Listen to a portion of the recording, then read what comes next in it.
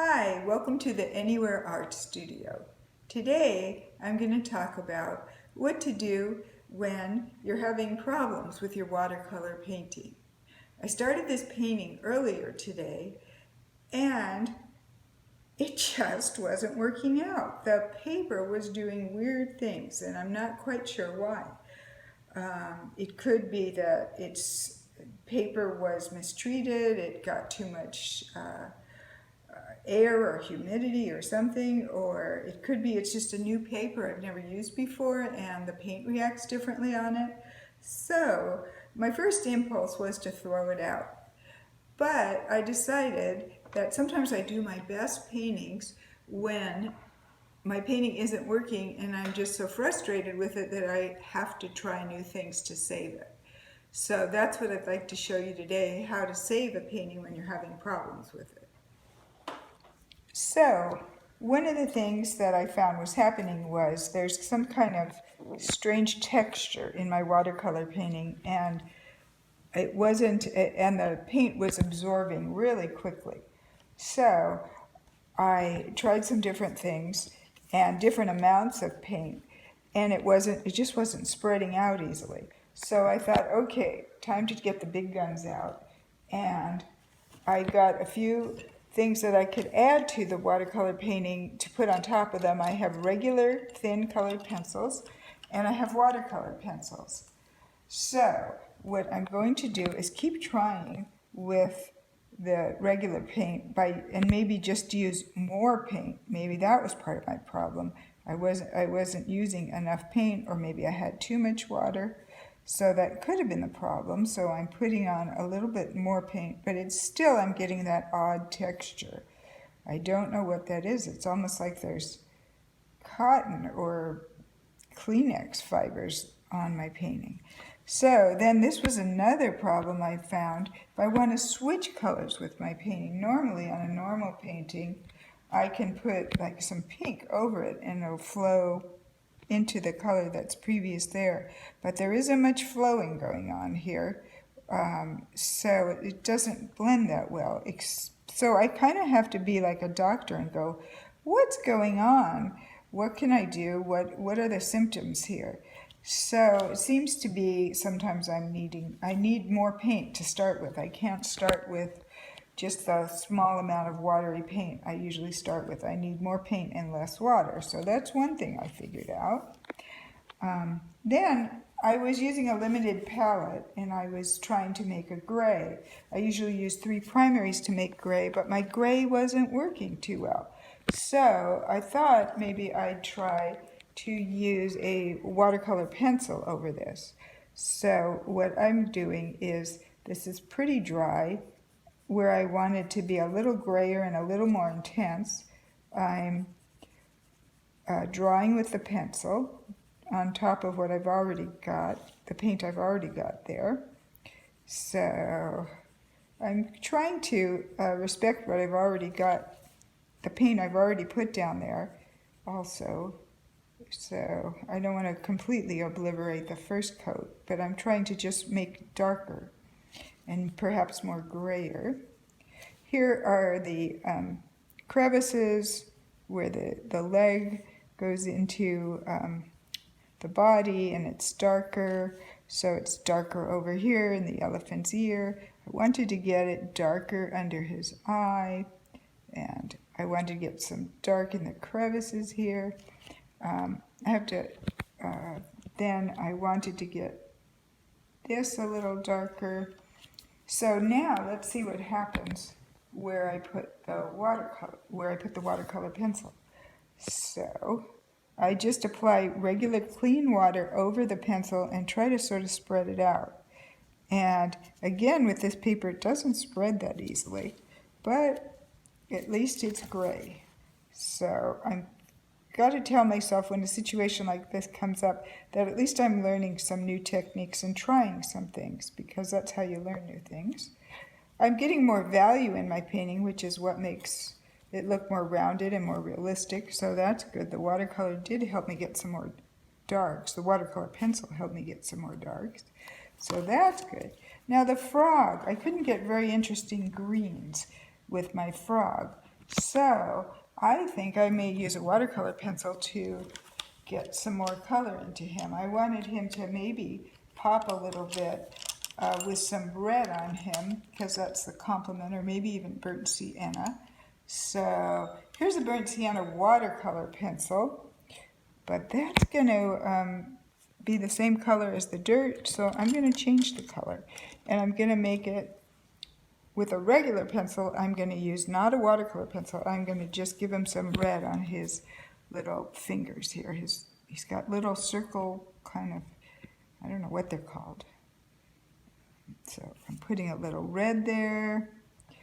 I have to press pretty hard to get it to show up, but that's okay. So I'll try that. I like that. That pops out against the brown, and it shows up against the blue-green pot. So that worked there. I may have to come back later. Let's give him one over here, one over here, over here.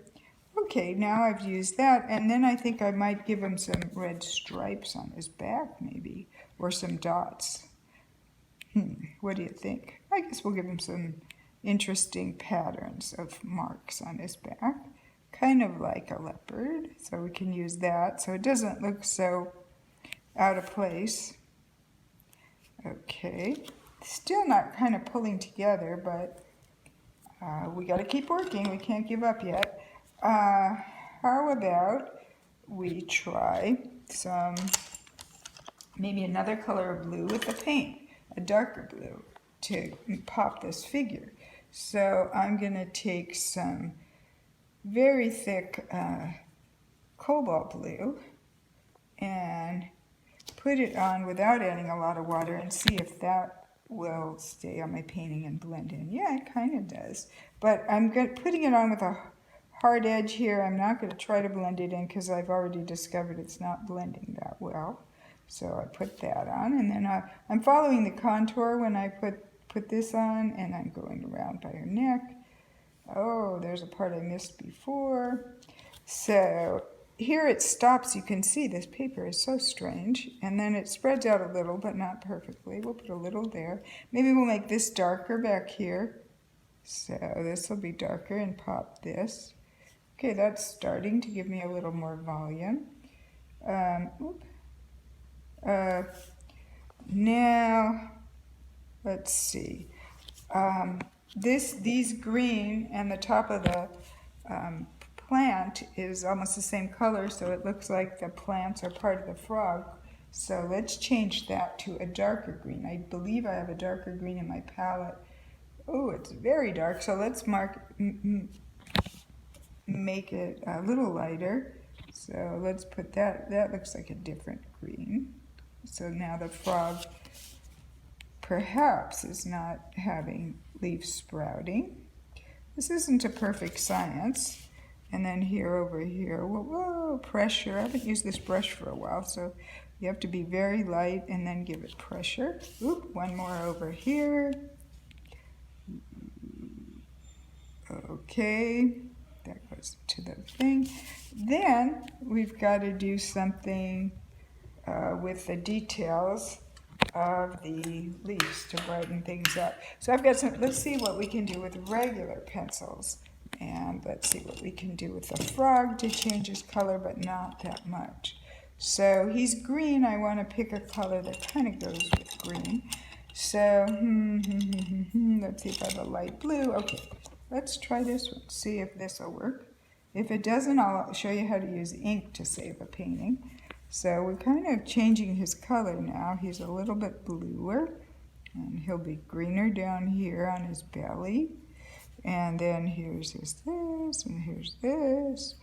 So I'm kind of outlining him to see what I get. It's sort of working, but I want to change the color. I'm going to go over this, go over this, go over this. So this, and here's his leg. And here's his. So I don't want to keep you here forever because I know you've got things to do. So here's another thing you can do. You can take a very sharp brown, regular colored pencil and use a hard one you ask your model to move a bit so that you can sharpen it very sharp. And you can kind of use this as you would use ink to give definition and outline to your painting and just kind of give it more so you can see what's going on and define it and maybe give it some more.